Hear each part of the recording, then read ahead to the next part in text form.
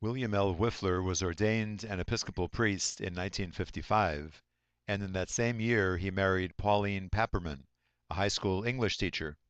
They served as missionaries in the Dominican Republic from 1955 to 1963, and then in Costa Rica from 1964 to 1966. In 1967, Reverend Wipfler began his work at the National Council of Churches, Caribbean and Latin America Department, becoming director of that department in 1968. From 1977 to 1988, he served as director of the National Council of Churches Human Rights Office. In 1978, Reverend Wipfler received his Ph.D. from Union Theological Seminary, New York, New York.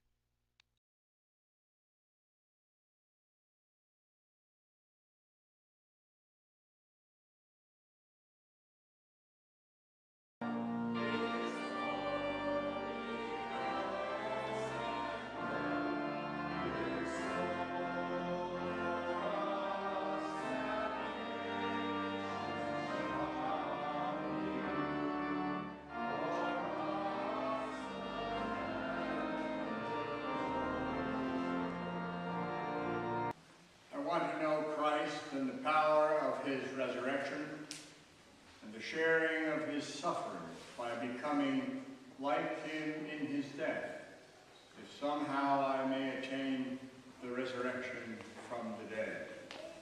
In the name of the Father, the Son, and the Holy Spirit. Amen.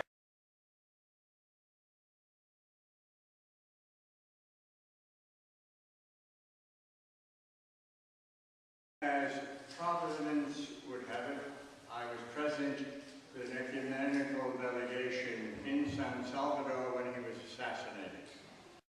He was a man who spoke truth to power and paid the ultimate sacrifice. He was a friend of the poor and the oppressed, those who were persecuted and killed solely for pleading for justice and a peace of whatever there was, a peace. He was the voice of the silence. And in March 1980, I was part of a small delegation of U.S. church leaders who went to be with him to express solidarity because he was making a courageous struggle on behalf of his people.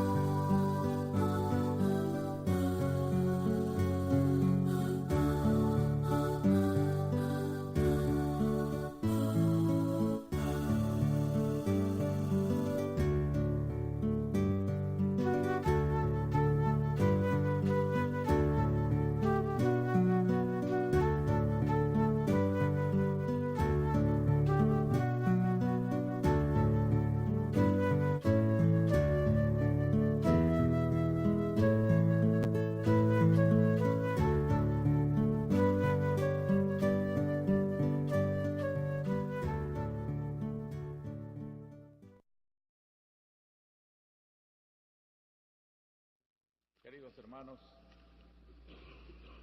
comparten con nosotros esta celebración de la palabra de Dios y de la Eucaristía nuestros hermanos que forman una misión ecuménica que visita a El Salvador estos días para darse cuenta de nuestra situación en asunto de derechos humanos.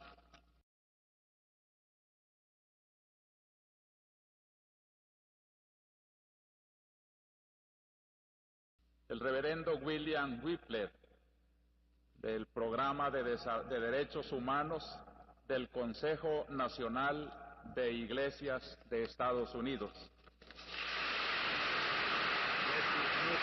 That Sunday morning at Mass, his sermon was particularly powerful. He concluded with a plea and then a command to the young soldiers, having made a plea that's almost unforgivable by the military. He said, "Stop the killing of your brothers and sisters, even if it means disobeying orders." Can't put up with that.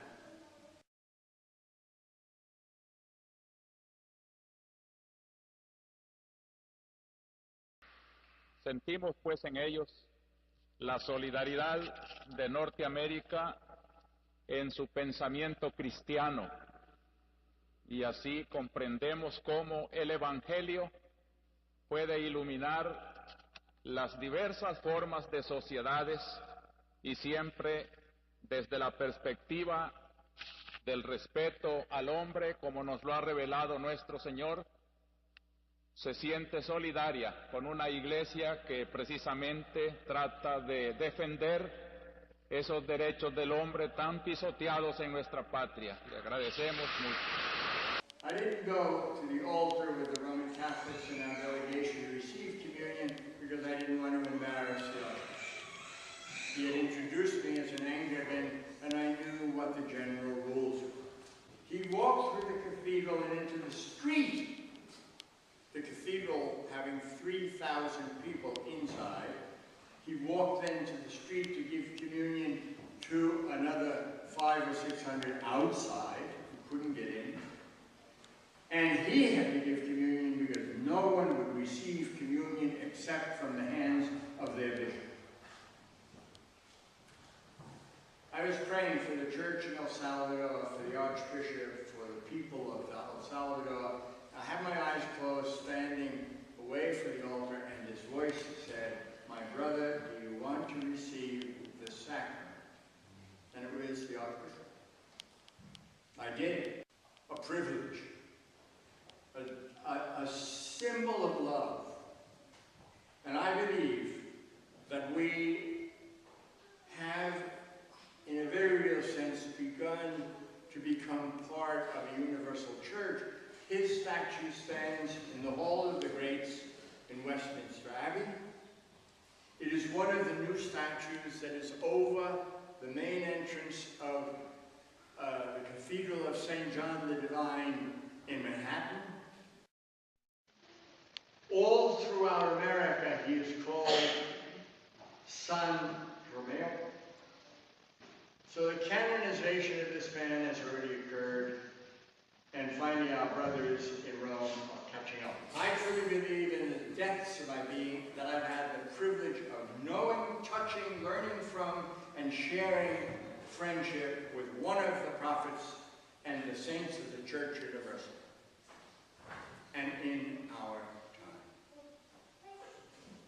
In the name of the Father, the Son, and the Holy Spirit. Amen. Amen.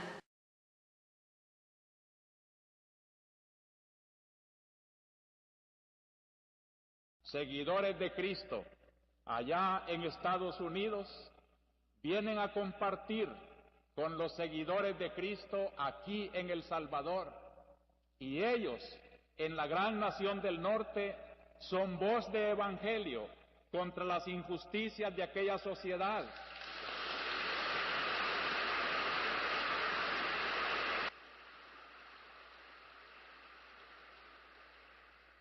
Así como vienen a darnos solidaridad para que nosotros, pueblo de Dios aquí en El Salvador, sepamos también denunciar con valentía las injusticias de nuestra propia sociedad.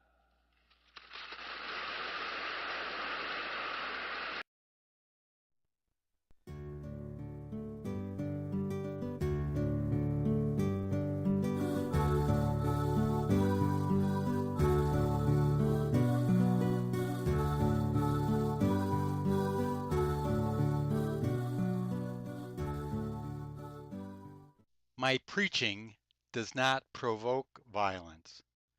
Those who believe that my preaching is political, that it provokes violence, as if I were the cause of all the evils in the Republic, forget that the word of the Church does not bring about the evils which already exist in the world, but rather sheds light on them. The light illuminates what exists, It does not create it.